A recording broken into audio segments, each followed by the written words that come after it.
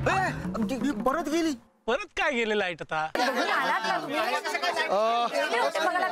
नमस्कार, मी वीज बोर्डात आलोय आणि तुमची लाईट गेलेली नाहीये, ती आम्ही कापलेली. का म्हणजे तुमचं बिल पेंडिंग आहे 28,000 रुपये.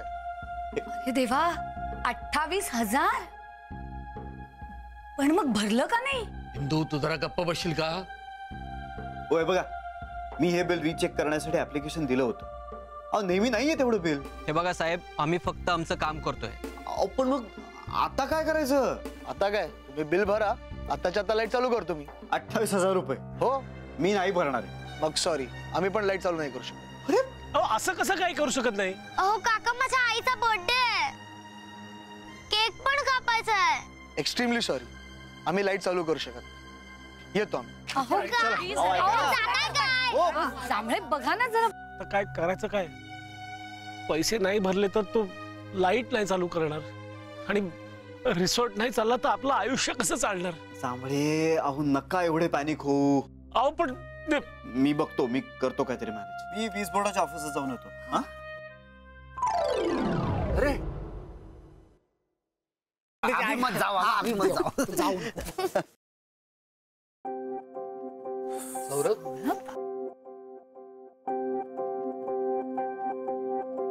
असे बघत का बसलाय तुम्ही? केक कापा ना. आता लाईट्स आलेत आणि आता परत जाणार नाहीयेत. अहो पण लाईट आले कसे? काय नाही, तो वीज बोर्डाचा माणूस बाहेर भेटला मला. तर मी त्याला विचारलं की अरे रामाश्रयमध्ये अंधार कसं काय? तर त्यांनी मला सगळं सांगितलं आणि मी त्याला तिथेच कॅश दिली. हो, तुम्ही कुठून दिलीत? हो, मी ठेवतो माझ्या गाडीत एक बेसिक अमाऊंट. हो. सौरभ, हे बघ, तू हे पैसे भरायला नको होतेस आणि बिलाचे पैसे भरायला माझ्याकडे पैसे नाहीयेत हा मुद्दा नाहीये. त्या बिलात ना मुळात काहीतरी घोळ आहे, तो चेक करायला हवा. नाही, मला वाटलं की श्रेयाच्या आईचा वाढदिवस आहे ते जास्त महत्वाचं आहे म्हणून मी हे केलं. तू ते नंतर सॉर्ट आउट कर ना. Saurabh sir, thank you. Thank you sir. No problem. अगदी योग्य निर्णय. हा, सगळ्यांनाच नाही जमत असा विचार करायला. तू तर गप्प बसतेस का? थँक्यू सौरभ साहेब. नाही, तुमच्यामुळे माझ्या मुलीचा विरस होणं टळलं.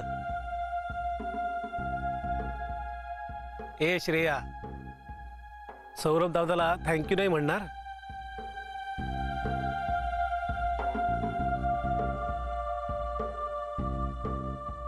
चला आपण सगळे बर्थडे सेलिब्रेट करूया. चला केक कापायला घेऊया. चला चला चला. Happy birthday to you. Happy birthday to you. Happy birthday dear Anagha. Happy birthday to you.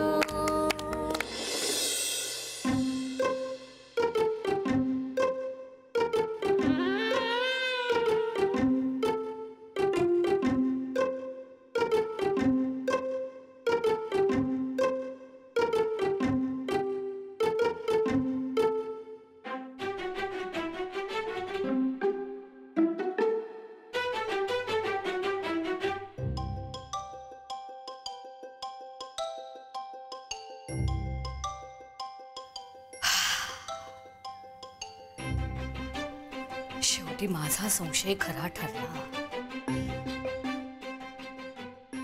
Indu, माझाही. म्हणजे बघा, तुम्हालाही आहे ना संशय? आता नुसता संशय नाही, माझी खात्री झाली आहे बघा की तुला वेड लागलंय.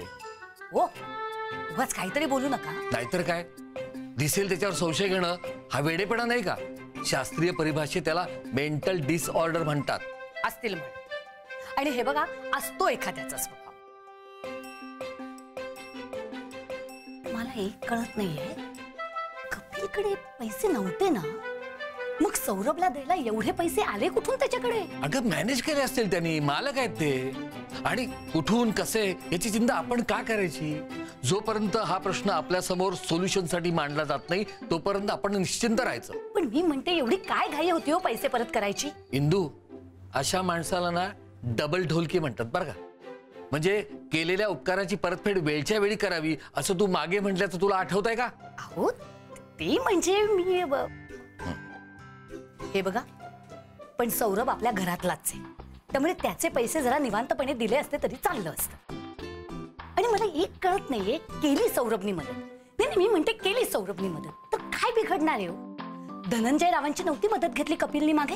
अगं ते मालक आहेत, त्यांची काहीतरी स्ट्रॅटेजी असणार आहे, कोणाची मदत घ्यायची कोणाची मदत घ्यायची नाही. आपण त्यांचा आत्मसन्मान जपला पाहिजे. आत्मसन्मान म्हणजे नाक कापल्यावर कसला आलाय आत्मसन्मान? काय काय कापायचं म्हणालीस? काय काय तुम्ही वाचा पेपर वाचा. पेपर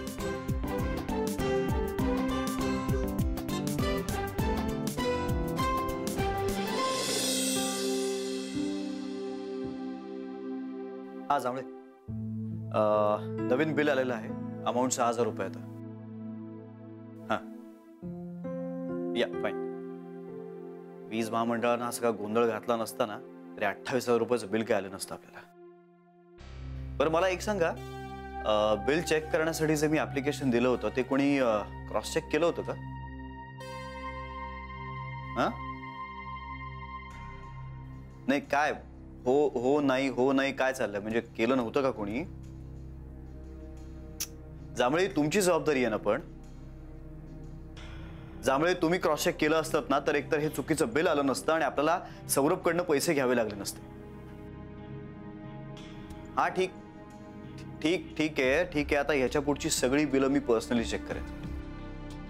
बरं, आणि गेल्या वर्षभरात आपण जी काही ऍप्लिकेशन्स केलेली आहेत किंवा जी काही आपण पेमेंट्स केलेली आहेत किंवा पेंडिंग पेमेंट्स असतील ना त्याची सगळ्याची एक लिस्ट काढा, हवं तर एक नवीन रजिस्टर घाला.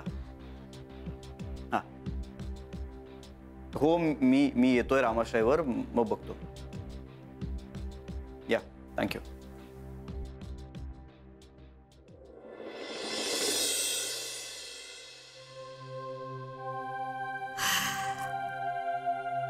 भाजी निवडणं सोपं, पण माणसं निवडणं कठीण झालंय बाई आजकालच्या जमान्यात. बापरे आई, तू एकदम ह्युमन सायकोलॉजी बद्दल लेक्चर का देतेस? ए बाई, मला ते तुमचं ते काय ह्युमन सायकोलॉजी वगैरे काही कळत नाही. हा पण हल्ली ना माणसं खूप खोटं बोलायला लागली. कोण खोटं बोललंय? कपिल. कपिल काय खोटं बोललाय? हेच, त्यांच्याकडे पैसे नाहीयेत. मग त्याच्याकडे नाही आहेत पैसे? त्यांच्याकडे पैसे नव्हते तर मग सौरभचे पैसे त्यांनी कसे ग परत केले? आई तुझा नक्की प्रॉब्लेम काय? कपिलकडे पैसे नव्हते हा, का त्याने सौरभला परत केले हा? नाही, प्रॉब्लेम हा आहे की त्यांच्याकडे पैसे असून पैसे नाही असं म्हणाले ना ते. हा, कपिलकडे पैसे नव्हते, त्याने ते अरेंज केले आयत्या वेळी. तेच म्हणतेय मी. कसे केले? दरोडा घातला का सुपारी घेतली? आई वाटेल ते बोलू नकोस प्लीज.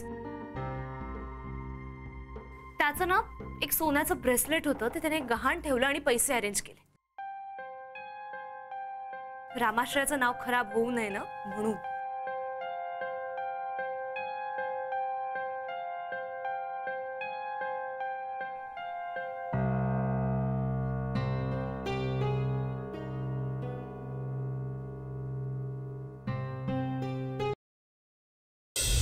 जुना नोटा सापडल्या की काय ओरडतेस? हे बघा काय ब्रेसलेट. हे जर ब्रेसलेट इथे आहे तर पैसे आले कुठून? तुम्हीच म्हणाला होतात ना की तुम्ही ब्रेसलेट गहाण ठेवून पैसे आणलेत. हा, आता तुमच्याकडे अजून एखादं ब्रेसलेट असेल तर विषयच संपला. आहे का तसं? असतील त्याच्याकडे 10 ब्रेसलेट्स, तुला काय करायचंय?